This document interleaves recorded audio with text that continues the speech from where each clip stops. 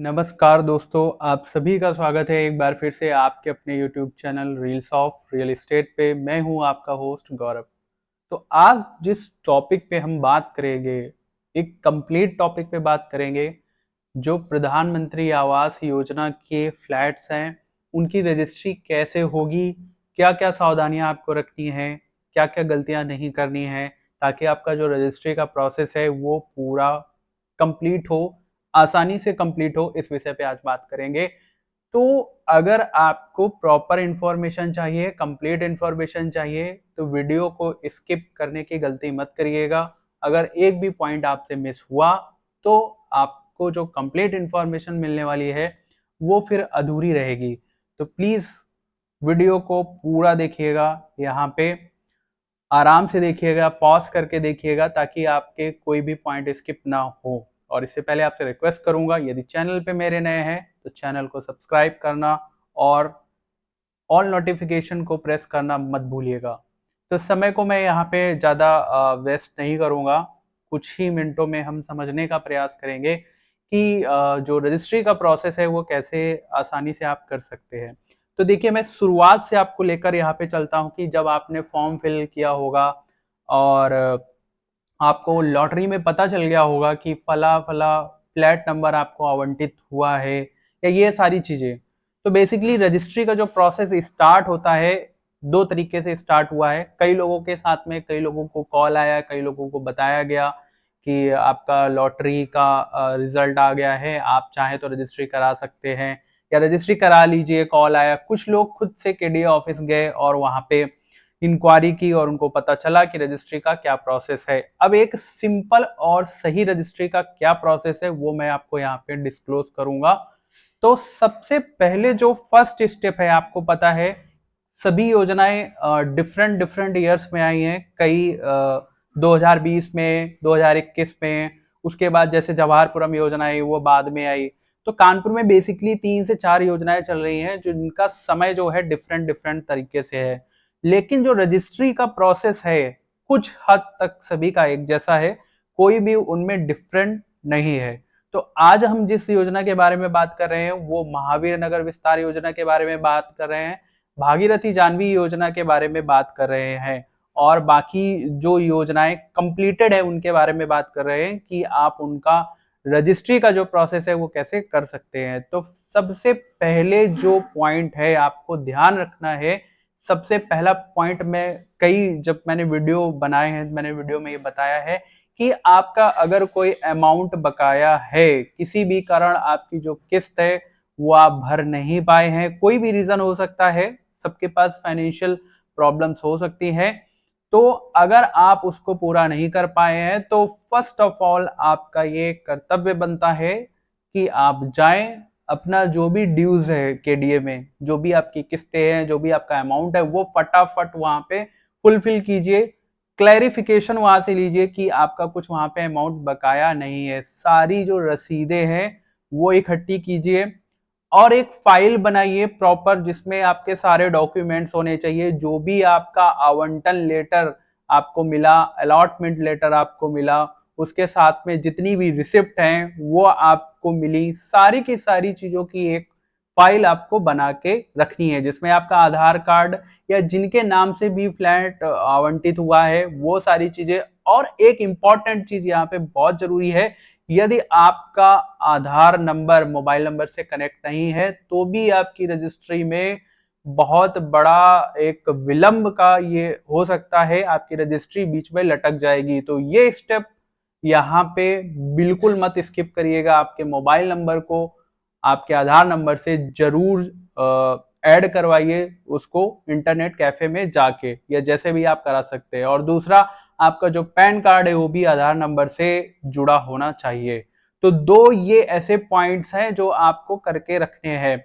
और यहाँ पे मैं आपको बता दूं कि कई लोगों ने रजिस्ट्री कराई और कुछ लोगों का, मैं आपको बता दूं यहाँ एक और रीजन निकल कर सामने आया है। वो ये रीजन है कि उनकी जो फोटोज हैं, जो उनके घर के सदस्य हैं या जिनके नाम रजिस्ट्री है, उनकी जो फोटोज है वो क्लियर नहीं है। उन्होंने ऐसे ही फोटोज, कई जमाने की रखी हुई फोटो उसमें पेस्ट कर दी, चिपका दी। बाद में जाके जब वहां पे फॉर्म चेक हुए तो क्लियर फोटो ना होने की वजह से वो रिजेक्ट हो गए। तो ये चीज आपको बहुत ध्यान रखनी है।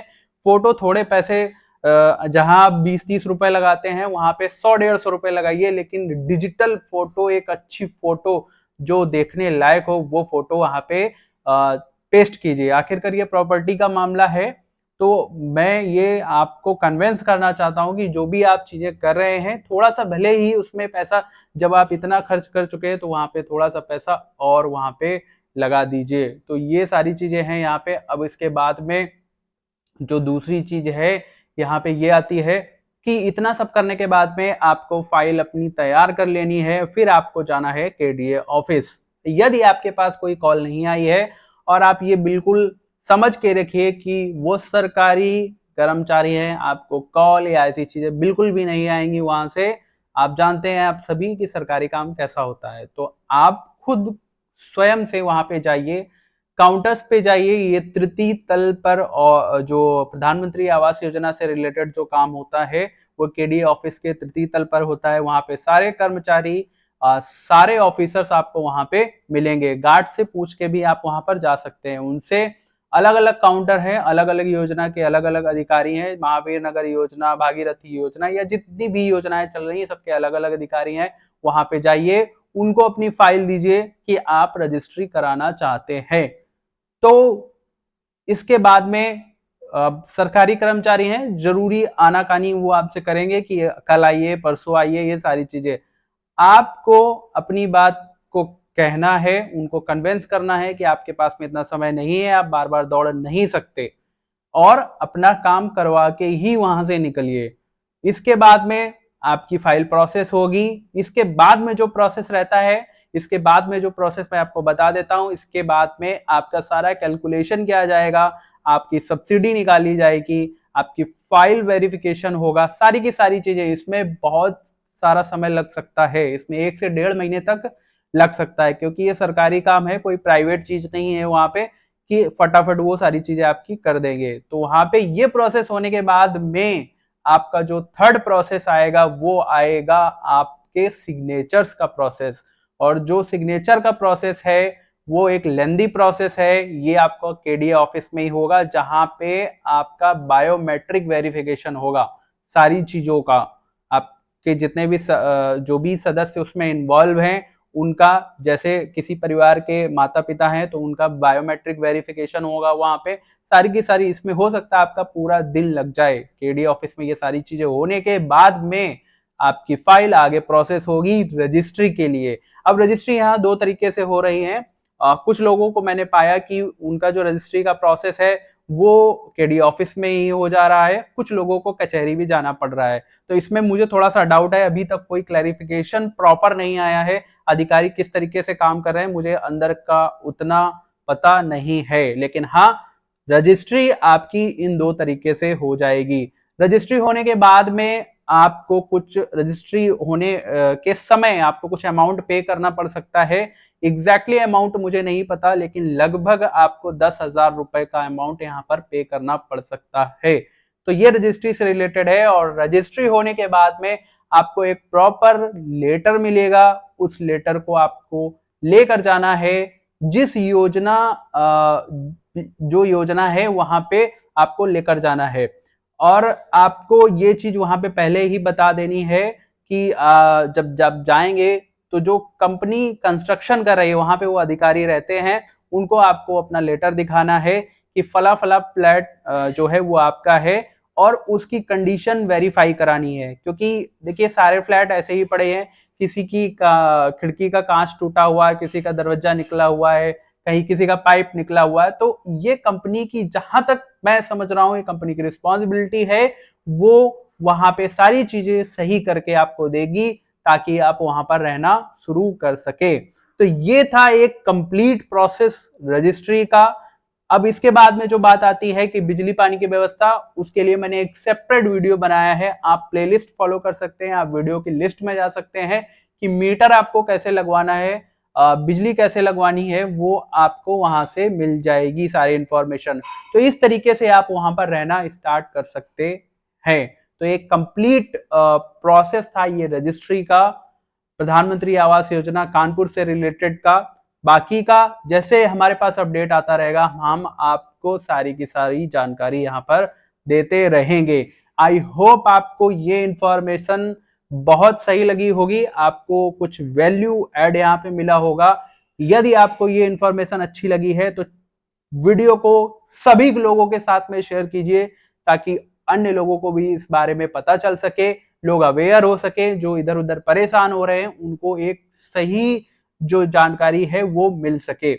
तो इस जानकारी के साथ में मैं वीडियो को यहीं पर एंड कर रहा हूं। यदि आपके कोई प्रश्न है, यदि आपके कोई क्वेश्चन है, तो आप हमें कमेंट में पूछ सकते हैं, हम उनका सही उत्तर देने का प्रयास करेंगे यदि प्रश्न आपके सही हैं तो।